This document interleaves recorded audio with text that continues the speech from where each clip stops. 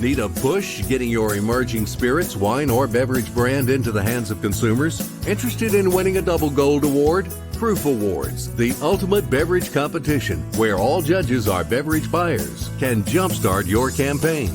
Enter the Proof Awards. It's time to get your spirits, wines, and cocktail mixers the attention they deserve. Take advantage of the Proof Awards exposure and marketing program with Food and Beverage Magazine. It's all about putting your bottle into the right hands.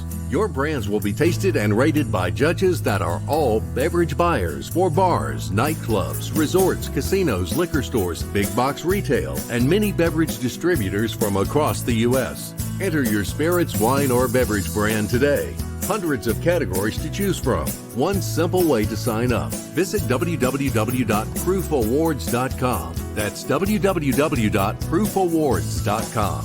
And follow the Enter portal into our competition. Welcome to Proof Live, where booze brands in the right hands.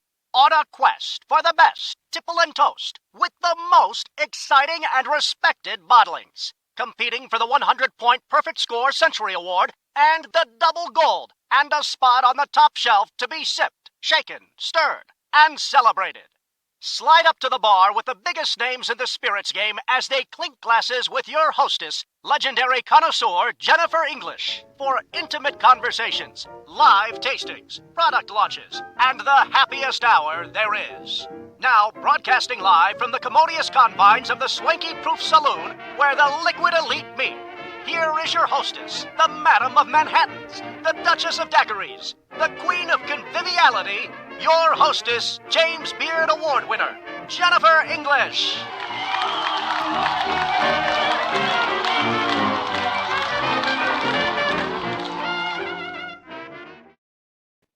Welcome, everybody. This is season 2 of Proof Live. The 2021 Proof Awards have taken place. Gold medals have been awarded. Legendary purveyors of distilling spirits have been working very hard and creating utter magic. They've won silver, gold, double gold, and the Century Award. We're going to be bringing you conversations and tastings with many of them over season 2. But we're kicking it off with one of the people that I think I'm most excited to speak to. Absinthia Vermut is here from Absinthia Absinthe. Now, absinthe is a category kind of unto itself. It's not like anything else. Yes, it's a distilled spirit, but it's its own unique story. Historically, we learned that painters and artists in places like Paris would visit absinthe and go and take a taste of the green fairy made with wormwood, historically thought to have psychedelic kinds of properties. Well, we learned that it wasn't all that good for us. And for a very long time, it became actually forbidden. It wasn't until 2007 that it was discovered that absinthe could be brought back into the United States, primarily from Europe, and rediscovered. But we weren't quite ready to give up our apprehension. We didn't want to take something that was going to be more than we could handle, nor was it something we were ready to give up that sort of forbidden aspect of that illicit legendary quality that made the legendary artists so prolific. So what is absinthe today? And what is this beautiful organic absinthe blanche and absinthe vert from the Absinthia company? What are they like? What are they going to taste like? How do they look in the glass?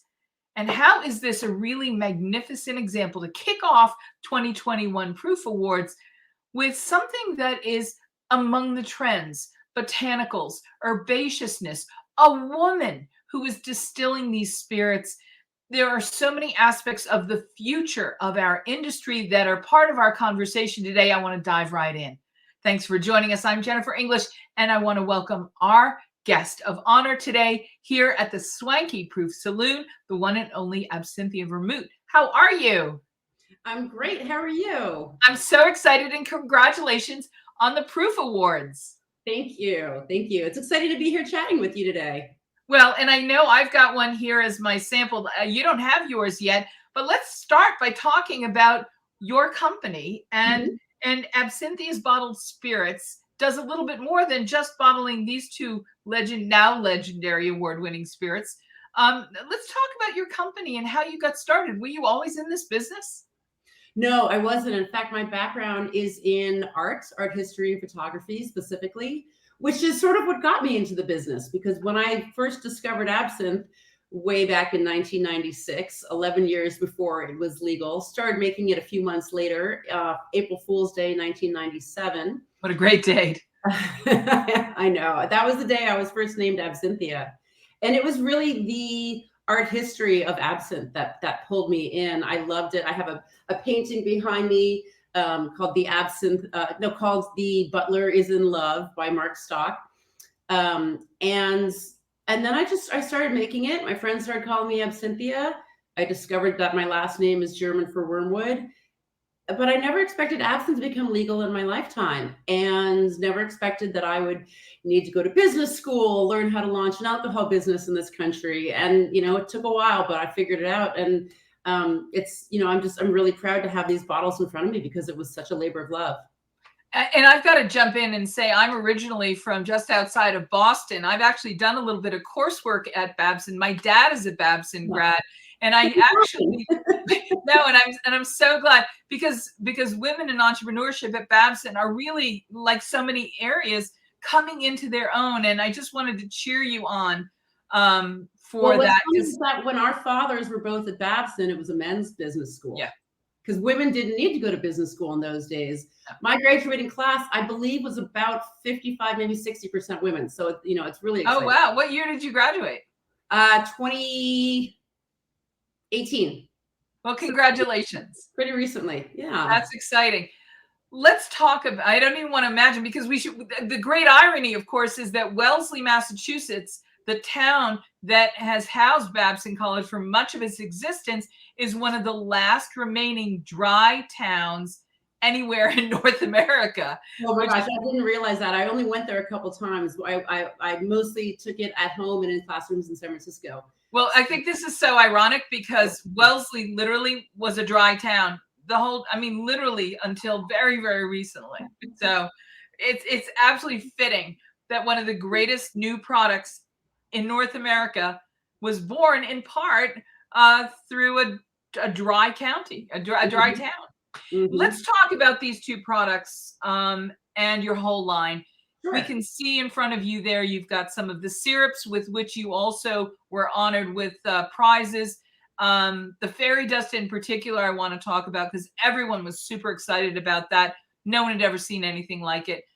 When you delve into creating a product, it's hard enough to create one product. You undertook an entire line. Would you talk about the line that you've created? Absolutely. So these syrups actually sort of landed in my lap as I was working on the absinthe. A friend of mine was making the caged heat at his bar in Oakland so that his name is Jared Hirsch. He's a fantastic mixologist.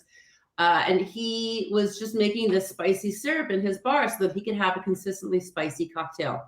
Every time you cut into a pepper, you never know if it's going to be very spicy or very mild. And he got frustrated with that and created caged heat. And his customers went crazy. And he called me up and said, I've got this, what I think could be a really good product. I'm a bartender. You're launching your absinthe business. Can we see what happens? And what happened was pretty amazing. Now we have 4 syrups. Both the caged heat and the fairy dust have been entered and won multiple awards, including double gold in proof, which is very exciting. And so they are a line of 3 ingredient syrups.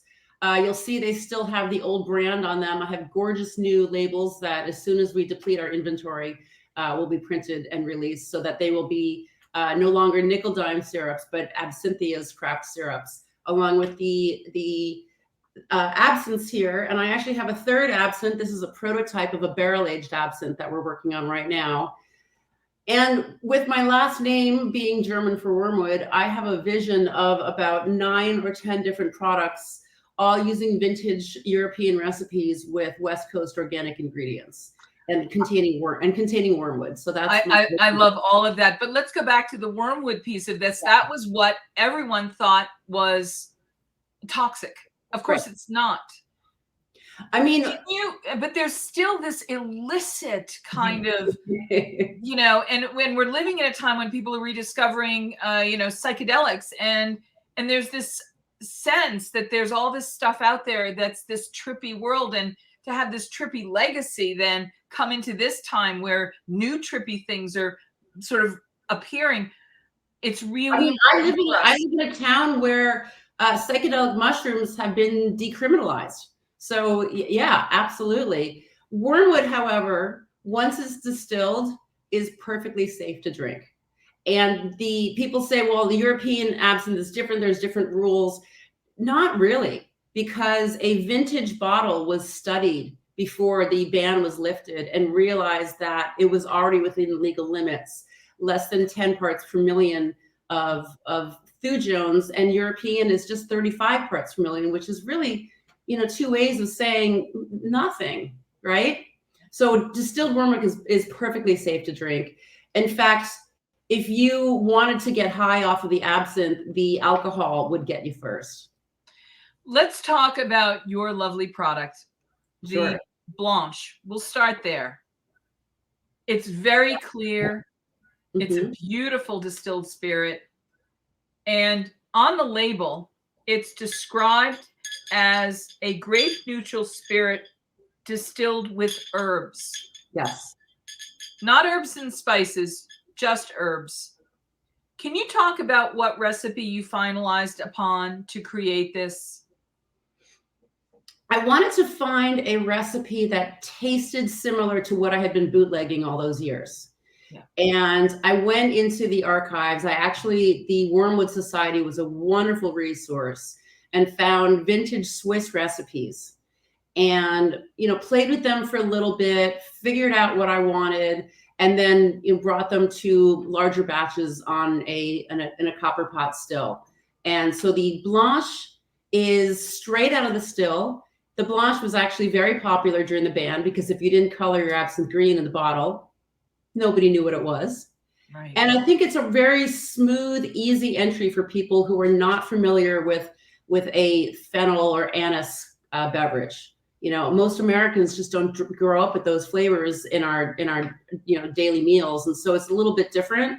But it's a very smooth absinthe, doesn't require any sugar in the glass. And I think it's very easy to drink. And I have a lot of customers who, think they hate absinthe, because so many brands in the early days, in the early, 2007, first couple of years, where they were just gimmicks and they didn't taste good and they weren't well crafted. And so I'm sorry, we have a time delay. I didn't mean to speak over you. I apologize. You've got over 100 recipes on your website for free, downloadable, practicable.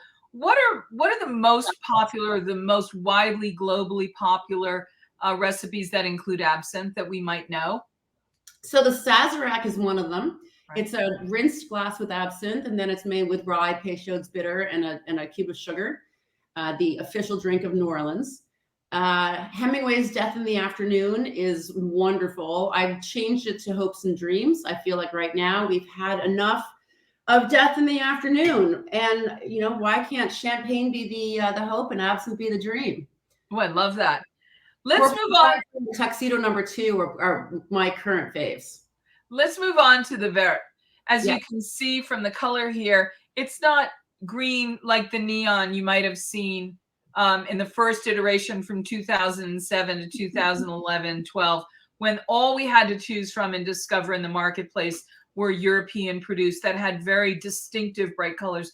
This actually goes to Robert Frost's Nature's First Green is Gold, Green Gold. And it really gives you a sense of how golden it is.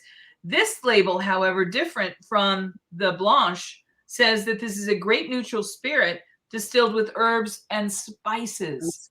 Now, I'm somebody who has a long history in the spice business. I've been selling spices for close to 15 years. And to me, I can really distinctively smell the spices that are in this. And it has a much deeper note that comes from the spices and the rich sort of essential oils that spices give to whatever you put them in or whatever you infuse with. And it's so interesting. This has a very distinctively different aromatic than the Blanche. Mm-hmm. The Blanche, it really does smell as though it's a bit sweeter. And this is much more verdant and herbaceous and botanical. This really seems botanical more than this. This seems like it's almost sweet. So now add a little bit of water to each glass and see what happens. Because the taste changes, the color changes, the water hits the anethol from the anise and just opens it up, which you'll find in ouzo or Iraq, but absinthe has that special trinity of herbs, the wormwood, the anise, and the fennel. And when those open up because of the anise, it changes it, and it essentially it blooms.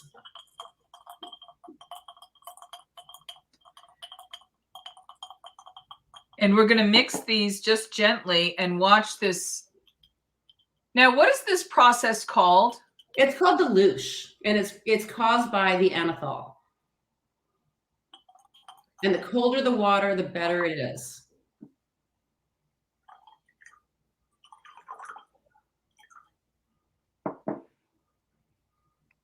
And look at this beautiful milky. Oh, wow. And the aromatics just blossom and bloom, don't they? Mm-hmm. It's like when you take whole spices and toast them in a frying pan, they release all their essential oils. With a distilled spirit, this is the same process. You allow the blooming of those aromatics to be released with those drops of water. That's exactly right. And there's the green, and there's the white, or the Blanche and the Vert. And you can't help but notice that they've switched roles.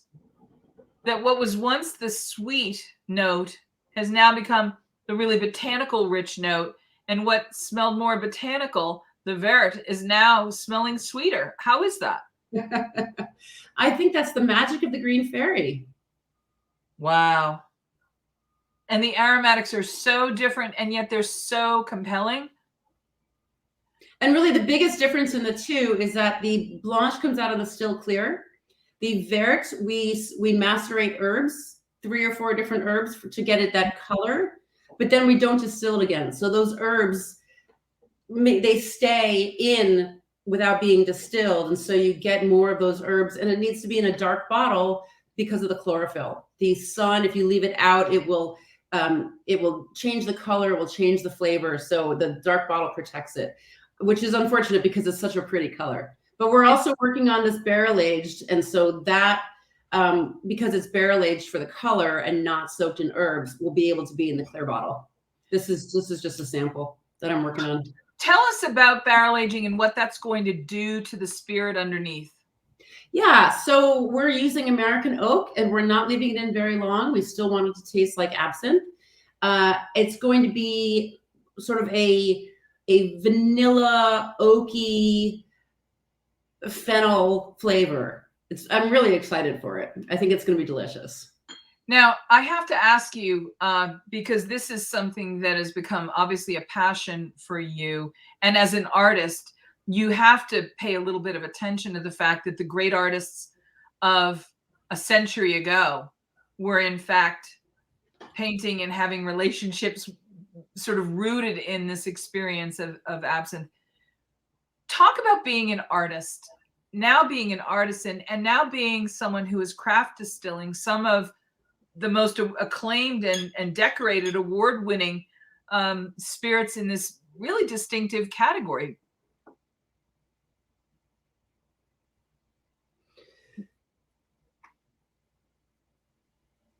I'm not sure what the question is there. What's the question, Jennifer? As an artist. Yes. I really am curious about how the relationship between absinthe as a product, with its long history in the arts, and you as an artist, and now as an artisan, and now as someone distilling craft spirits, are part of that legacy, and you're reviving that tradition and legacy. Can you speak to being an artist who is part of this ancient tradition of artists like Van Gogh and Toulouse-Lautrec and, you know, Oh, I don't know if you can compare me to artists like Van Gogh and Toulouse-Lautrec, but they definitely inspired me. And I really feel I feel unique in having both a BFA and an MBA, right? Where I started life as an artist when I was a little girl. I just wanted to be an artist when I grew up. And, here I am, a business owner making alcohol and syrups, but yet this is such a creative outlet for me, making the products, working with my designers, making videos, taking photographs. I mean, I love it. Setting up the set for shoots like today. It's how I express my creativity these days. Absolutely, the art in my house. I have the Mark Stocks, the Butler is in Love absinthe painting, and I have a whole absinthe lounge in my house where I like to sit and read and sip absinthe. So it's definitely a creative expression for me. Absinthe is not like any other spirit. It's not a liqueur. It's not a cordial. It's not a vodka. It's not a gin. It really is its own thing. Mm-hmm. Can you talk a little bit about what absinthe is in terms of how we would enjoy it, when we would enjoy it, and where we would enjoy it? So I read an article in about 2008 in the Wine Spectator that said, because of the American palates, we are going to come to absinthe through the cocktail and not through the louche. And what we just did, of course, was the louche. And so I've really focused on cocktails and cocktail recipes, so that, and the cocktail culture it's been exploding for years now. The easiest way, of course, is just to add a little water and enjoy it. And it makes a wonderful digestif, which is an after dinner drink. So it helps settle the stomach. It helps with halitosis. So, you have a big dinner party after dinner, maybe give your guests a little absinthe and water, and everyone's breath is fresh after, whatever meal they've eaten. And it makes for a more enjoyable conversation, I think. I can't help but think in the Vert, once it's been through the process of the louche, how it has these wonderful, almost baking spice qualities to it, that it takes you into a realm of sweetness with a chord of almost a sweet baking kind of a note. It's almost like this is a very dry cookie, dry as in sweet dry. Yes. And it's almost like tasting something that would really go beautifully with any of the sort of savory desserts, a more savory dessert. And then maybe a little sip of espresso or something that takes me in that, like, I love the idea of maybe a little bit of a bitter note to this. Right. But when I taste this, the New Englander in me almost instantly wants to get some big juicy scallops, put a tiny dot of butter in the pan, and just add a tiny bit of this Vert, and make a bit of a sauce for the scallop, like a green sauce. To me, I'm tasting New England seafood. I'm tasting lobster. I'm tasting scallop. I would really love to see how that would, even an oyster. I mean, we all know that oysters go so beautifully. Oysters Rockefeller, made famous from Delmonico's. I want to call my friend Max Tucci and say, let's have Delmonico's Oysters Rockefeller right away. Because I can taste how this would elevate that. And I would almost go and get like a creamy Cambozola cheese, which is commonly found pretty much everywhere now, and get really fresh, bright spinach, and do a spinach with this, and do like a great creamed spinach to serve with any of the proteins we would enjoy this time of year. If I was going to have a rib roast, or in this cool time of year, I would maybe do like a whole turkey, or a crispy skinned duck, or a crispy skinned chicken. These are flavors that I'm just imagining would go brilliantly with this. Oh my God, I love it. I need to build out the food pairing side of my website. I think we need to talk further. I'll volunteer. I think I'm a big fan, but I also love that you're a woman in the industry. And the Women's Hospitality Initiative, which was started right before the pandemic hit in 2022 with Elizabeth Blau and her friends, to focus on the fact that even though half of the culinary schools populations are women, only 5 to 7% of the executives and owners, restaurateurs, and C-suite level in the hospitality industry are women, and that includes in the distilling side of our business as well. So there are a few more, but we are still very limited in number compared to the entire universe of distillers. I want to talk about the fact that you are a woman distilled and a woman-owned company in a very, I would say, exciting category. Would you talk a little bit about your journey and how important it is to remind people that in supporting you, we're supporting a woman-owned business? Absolutely. And this is a perfect time for a shout out to the Women's Cocktail Collective. There's about maybe 24 of us at this point. Was founded by Allison Evano of Square One Organic Vodkas. She was my first mentor, the first person to tell me, don't go into the alcohol business. You'll never make any money. It's too hard, especially for a woman. It's an old boys club. Yep. And to be honest, that is actually one of the reasons why I went back to school. I went to Babson to get my MBA because people weren't taking me seriously. And, you know, with an undergraduate degree in art and photography from a billion years ago, I needed it for not only the education, but for how people viewed me. And I put MBA after my name and everything. And it really does change the way people speak to me. In fact, your business plan, you've had a golden touch throughout this process, as if the serendipity of your last name validating that you're on this magic path weren't enough. Everything you've touched, it seems, turns to gold, literally, and double gold. And you won a prize for the business plan that became Absinthia. That's right. That's right. I originally wrote the business plan at the San Francisco Renaissance Entrepreneurship Center and won Best Business Idea. So, you know, and that was 2012. When you're a maker, things are ready when they want to be ready. Nothing happens overnight. And it just, requires a level of patience that I don't normally have. Well, we're getting some comments from our friends watching along on Facebook and YouTube. And Orcus Black has said, I'd like to learn more about cooking with this. And thank you for the questions.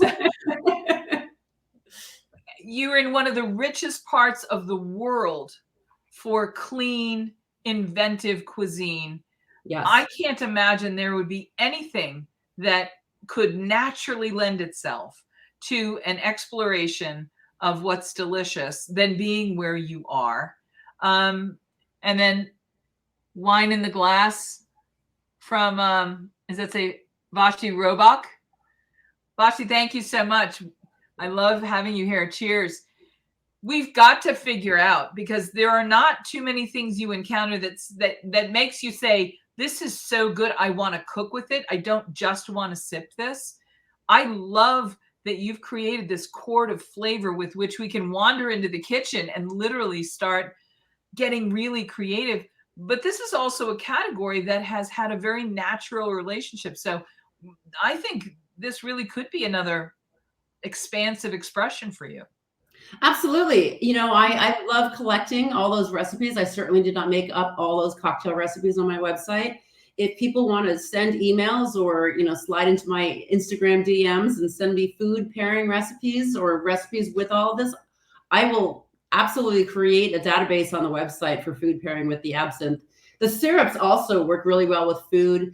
The cherry bomb, we do have this was pre-pandemic, so who knows where we are now, but a restaurant was pouring this on the plate and then putting their desserts on top of the cherry bomb, which is cherry cacao and coffee. Just delicious. Oh, that sounds super yummy.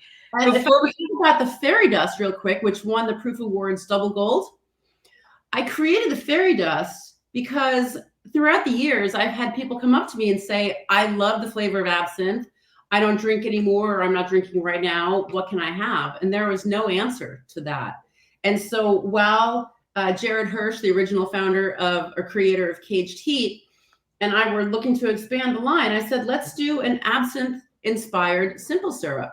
And so fairy dust is wormwood, anise, and fennel. We've had it tested. There's no thujones. It's perfectly safe to drink.